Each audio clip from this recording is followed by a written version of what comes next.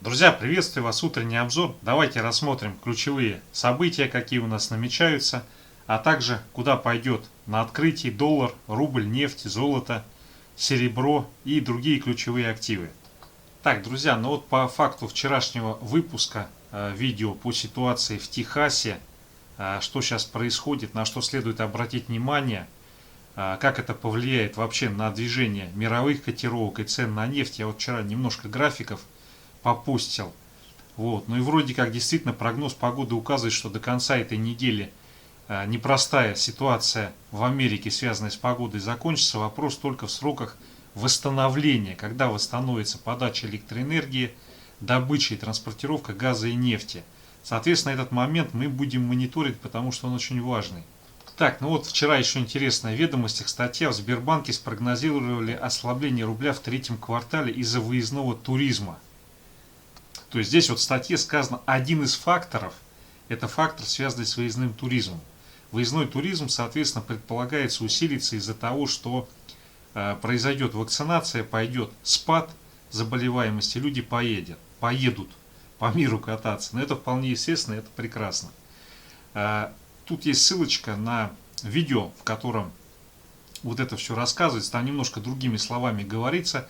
Там говорится, что этот, насколько я понял, вот выездной туризм, он послужит существенным фактором, который ослабит рубль. Но на самом деле это что же за экономика, где выездной туризм так сильно влияет по курсу национальной валюты? По меньшей мере это немножко, с моей точки зрения, странное утверждение. Так, ну и вот Zero Hedge отжигает, там Маск что-то опять натвитил, ну как бы он талантливый маркетолог, наверное он что-то задумал. До этого он неоднократно всевозможные действия предпринимал, которые приводили к движению котировок. В частности, GameStop, Dogecoin, биткоин вот он прикупил и накануне его подогрел. Вот, соответственно, такой визит, по крайней мере, заявление о желании Илона Маска съездить в Россию, встретиться с президентом, не говорит ли оно о том, что он уже или ищет пути, или уже вложился в Газпром или Роснефть, например. Так, ну вот информация по сделкам Аксакала фондового рынка Баффета стала известна о том, что он сократил позицию в Apple, но при этом нарастил позиции в Chevron, это нефтедобыча, Verizon и Marshall and McLennan, страховой брокер. Но не знаю, мне вот кажется, в текущих реалиях вложение в страхового брокера, оно весьма адвантажно с моей точки зрения. Вот насчет Verizon и Chevron, наверное, здесь, в общем-то, доля здравого смысла есть. Опять же, я не знаю того, что знает сей гуру, величайший человек, сделавший миллиарды. Вот, поэтому я насчет вот этого страхового брокера могу заблуждаться. Так, друзья, ну вот еще в резервном канале я запостил, чтобы основной не забивать избыточной информации. По золоту были данные с FTC, спекулянты срезали позиции. Мы на этой неделе видим, что золото проседает. Но на самом деле я был убежден, что будет не такая, скажем так, не с такими минимальными значениями проторговка, но вот в данной ситуации нон-коммерс или американские спекулянты оказались правы. Так, далее календарь событий на сегодня. Что здесь интересного? В 11:00 заявление ЕЦБ по монетарной политике. И в 16:30 идет достаточно мощный блок по статистике Соединенных Штатов. Это базовый индекс розничных продаж, индекс цен производителей и объем розничных продаж. То есть это вот весь необходимый набор относительно того, что происходит на текущий момент в январе в американской экономике. Так, ну и в 10 вечера публикация протоколов ФОМС, ФРС. Так, друзья, ну и давайте рассмотрим, что у нас касательно позиций на форсейм МВБ. Так, ну по фьючерсу РТС юрики делают ставку на то, что будет коррекционный откат. Там, собственно говоря, на старших таймфреймах двойная вершина получается. Так, друзья, ну касательно Сбербанка. Здесь юрики делают ставку на отскок и рост, поскольку достаточно существенно порезали шорты. Так, далее Газпром. По Газпрому ситуация обратная. Они делают ставку на то, что Газпром сегодня будет проседать. Так, Гамак здесь консолидация, но, видимо, будет какой-то отскок, потому что шорты достаточно ощутимо срезали. Так, далее российский рубль, сишка, рубль-доллар. Но здесь как бы делают ставку на то, что рубль будет укрепляться. Сегодня размещение УФЗ. Правда, непонятно пока, как оно пройдет, но тем не менее уже делают ставку на укрепление рубля. Евро-рубль, схожая ситуация, делают ставку на укрепление рубля к евро. Так, евро-доллар. А вот здесь как бы юрики ждут, что евро будет проседать. Бренд, но здесь ставка на продолжение роста, причем вообще такая достаточно мощная. Не совсем понятно, куда там дальше расти, но возможно ситуация с ледяным вихрем в Техасе и в Америке, она ситуацию раскачала в сторону дальнейшего роста и закрепления цен на нефть на текущих значениях. Тут, я думаю, ситуация прояснится на следующей неделе, когда погодные условия придут в норму, вот, и будет понятен объем ущерба. Соответственно, если там будет такая крутая срезка на добычу нефти 2 миллиона баррелей в сутки и плюс еще нарушение энергоструктуры, которые будут там пару месяцев восстанавливать, то это, в общем-то, нефть может длительное время, ну хотя бы месяц-два продержать на текущих значениях и отправить даже на 75, а то и 80. Так, серебро, ну здесь ситуация непонятная. Золото, но здесь ставка на то, что будет либо снижение, либо консолидацию нижней границы в районе 1795-1790. Природный газ, но здесь ставка на рост. Так, друзья, дальше Baltic Dry, ну смотрите, здесь прямо таки вертикальный взлет пошел. Не знаю, то ли морозы так подействовали в США, то ли еще что-то, но в общем мощнейший рост произошел за вчерашний день. Это говорит о том, что мировая торговля, она как бы на спад-то не идет. Так, далее S&P 500 фьючерс, SFD на фьючерс. Ну, вчера вот попытка разворотной формации, коррекционного отката. Обращаю внимание, здесь вот у нас есть уровень 3880. Вот если этот уровень будет удержан в результате отката сегодня, завтра и так далее, то все это не более чем донабор позиций на максимальных значениях. Если здесь будет пробой, тогда весьма вероятно мы отсюда получаем движение, цель этого движения, первого коррекционного отката 3720, вот сюда вот.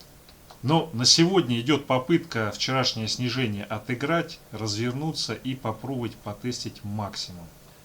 Так, но далее VIX, по VIX пошел рост, но этого на самом деле следовало ожидать, потому что был удар в дно, вот в это локальное дно, которое здесь обозначено, это в районе 20. Вот, соответственно, когда доходит котировка до какого-то экстремального значения, она обычно отскакивает, если там нету, конечно, сильнейшей потенциальной энергии для продолжения движения. Так, далее индекс доллара, ну смотрите, сегодня он растет. В 11 часов заявление по монетарной политике еврозоны. Вот, пока здесь не совсем до конца ясно, как это движение в дальнейшем выстроится. Вчера закрытие индекса доллара было практически, ну, чуть больше 90,5. Вот. Это на самом деле не является необходимым условием. То есть сказать, что вот все, мы развернулись и отсюда мы полетели наверх, он хотя бы должен был 90,57-90,6 закрыться. То есть должно было быть значение, которое отлично от 90,5. Ну, потому что нету здесь как таковых прям точных таких линий, что 90,5 привели, а дальше как демаркационная линия на границе. Выше это самое, все, ниже все. То есть должно было быть какой-то ощутимый уход, но такого ухода поскольку не произошло, мы сегодня открылись с гэпом, доллар показывает рост, но тем не менее, пока вот этот уровень не пробит и не начата проторговка над ним, говорить о том, что все развернулось в сторону доллара, я считаю рано. Пока идет спекулятивное движение. То есть, судя по тому, что мы закрылись все-таки чуточку выше, мы можем пойти в ближайшее время на 91,2. Вот. Но опять же, я не берусь судить, что вот все здесь произошел сейчас разворот, и мы отсюда пойдем расти на 94-95. То есть я думаю, пока вот это не пробито, говорить преждевременно. Так, ну и текущий момент индекс доллара в боковике. То есть вот в ближайшие часы будет движение в диапазоне 90,61-90,77. Если будет 90,8 пробито, то мы можем очень быстро сходить на 91,225. Вот сюда, вот в этот диапазон. Так, друзья, далее нефть бренд, часовой таймфрейм. Ну смотрите, вот 63 колет, но пробитие 62 не происходит. То есть это говорит о том, что в нефти, с моей точки зрения, сейчас есть сила. И поскольку вот эти проколы постоянные, они успехом не заканчиваются, то я думаю, ну с учетом ситуации в США, надо все-таки ориентироваться, что в ближайшее время будет пробитие 63,75. И, соответственно, отсюда движение к следующей цели, она в районе 66 расположена. Ранее неоднократно рассматривали. Вот. Но сейчас, в текущий момент, я думаю, лучше ничего не делать, подождать, как будет или не будет здесь развиваться движение, тестирование вот этой верхней границы. Если пойдет пробой, могут сделать задерг и потом вернуться, торговаться в районе вот этого уровня 63,75. Сейчас здесь уже есть разворотная формация, которая вот в ближайшее время при пробитии 63.35 разовьется движение, цель его будет потестить 62.9, вот это значение. Пока нет пробития устойчивого 62.5, нефть будет сохраняться на хаях и стремиться расти. Текущая ситуация указывает на то, что по нефти, в общем-то, более вероятно движение вверх. Но опять же, сейчас локально внутри дня здесь логично от текущих значений либо чуть повыше отбиться и сходить на 62,9. Так, друзья, далее золото. Золото перешло в новый диапазон. Новый диапазон это 1787-1795. Соответственно, оно вот в этом соку будет вариться. Здесь есть два сценария, которые на текущий момент пока не до конца ясны. Я считаю, они равновероятны. Первый сценарий это то, что связано с пробитием 1784,5. В этом случае будет очень быстро отработана вот эта цель. Ну и дальше разовьется движение на 1752 и до 1700. Вот. На текущий момент для того, чтобы пошло движение вверх и произошел возврат на 1815, вот куда-то сюда, может быть 1818, необходимо, чтобы было пробитие на объеме и проторговка вот этого значения 1795. Или же, что было бы наиболее оптимально и указывало на большую вероятность движения, это откат вниз, тестирование 1784,5 и после этого либо сразу отбой движения наверх или консолидация. Вот такой сценарий, он был бы предпочтительный. Если он произойдет, то вполне вероятно, что отскок произойдет даже в район 1825 и очень быстро. Вот. Но при движении к этому значению, его пробитии на объеме или пробитии консолидации, мы увидим снижение золота, и это снижение оно будет скорее всего очень быстро на 1766, вот сюда к этому значению. Поэтому сейчас по золоту, как я думаю, как мне видится, надо посмотреть, как оно будет пробивать 1795. Если здесь будет устойчивый пробой и закрепление, оно пойдет выше. Так, друзья, далее евро-доллар. Но смотрите, здесь ситуация очень интересна. Очень интересна. Но она все-таки для евро на текущий момент в большей степени негативна. Вот. Здесь, если в ближайшее время мы получаем пробой вот этого значения, вот этого диапазончика 1,2080, то сразу пойдет импульс движения на 1,2035. Вот сюда вот к этому значению. Если мы вот сейчас потестим вот это значение и пойдет возврат вот в эту текущую проторговку, или отсюда пойдет рост с пробитием 1,2104, то сегодня наша цель движения составит на 1,2145. Вот сюда вот. Пока непонятно, как разрешится вот эта ситуация. В 11 часов заявление по монетарной политике. Я думаю, до этого момента, наверное, лучше не трогать евро-доллар. Но здесь достаточно, скажем так, сильная модель разворота локального с целью движения. Опять же, ну вот конечная цель, она где-то здесь находится. Это движение будет отменено в случае пробития 1,2075, 1,2077. То есть вот здесь, если пробой возникает, то наиболее вероятно движение вот сюда вот. Так, друзья, далее рубль-доллар. Но здесь, собственно говоря, вошли вот сюда, вот в этот волшебный диапазон размещения ОФЗ, дорогая нефть. Вот, но здесь все условия для того, чтобы с открытия, если будет пробой 73,6, прямо на открытии попытаться сходить, потестить 73,45, давно знакомый уровень. Если будет пробой этого значения, то уходит рубль-доллар торговаться вот в эту консолидацию недавно оформленную 73,4, 73,2. Вот. Для того, чтобы пошло более сильное укрепление рубля, необходимо, чтобы было уверенное пробитие вот этого значения и уход нефти на 66,70. Вот смотрите, сейчас идет масса заявлений о том, что рубль и нефть, они раскоррелированы. То есть укрепление, ну, то есть российское, все сводится к тому, что российская экономика потеряла зависимость от нефти. Смею заверить, что это не так. Вопрос относительно того, что как раскоррелирован рубль и нефть, и раскоррелирован ли вообще, упирается в то, какой временной диапазон мы рассматриваем. Конечно, если рассматривать диапазон, допустим, с 2015 года, то можно сказать, что сейчас в последнем отрезке пути, там полгода, произошла раскорреляция нефти и рубля. Но на самом деле это не более чем спекуляция, такое утверждение.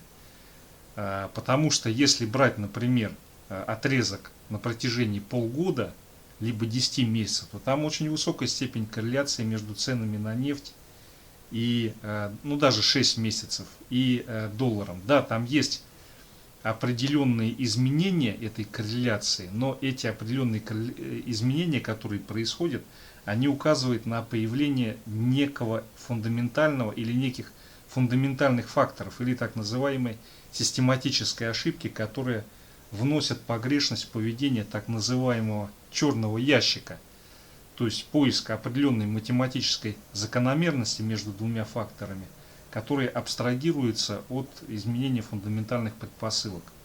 Так, друзья, ну далее фьючерс РТС. Здесь у нас, как хотите, можно сказать двойная вершина, можно сказать тестирование верхней границы консолидации.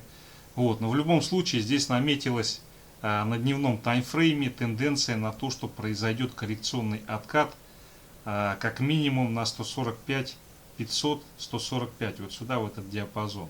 Но есть два обстоятельства, которые мешают реализоваться этому откату. Первое обстоятельство — это то, что физики очень мощно находятся во фьючерсе, в лонгах. И второй момент — высокие цены на нефть. Поэтому вот сейчас на открытии, когда оно произойдет, либо будет, соответственно, пробой 148, 650, и после этого развивается движение в район 146, 500, вот сюда вот. Или же, если мы вот это значение не пробиваем, то из этого диапазона будет выход на повторное тестирование 151, 200. И вот в случае пробоя этого значения здесь может развиться сквиз и движение на 155 очень быстро. Но потом, скорее всего, последует откат. Вот. Итак, здесь сейчас с точки зрения технической картины уже назрело, скажем так, ну как минимум тестирование вот этого диапазона и в случае пробоя коррекционный откат на 146 500. Если пробоя не будет, то будет повторная задерка движения с целью потестить 151 200. Позиции юриков указывают на то, что будет движение вниз. Друзья, все, спасибо за внимание, успешных торгов, до свидания.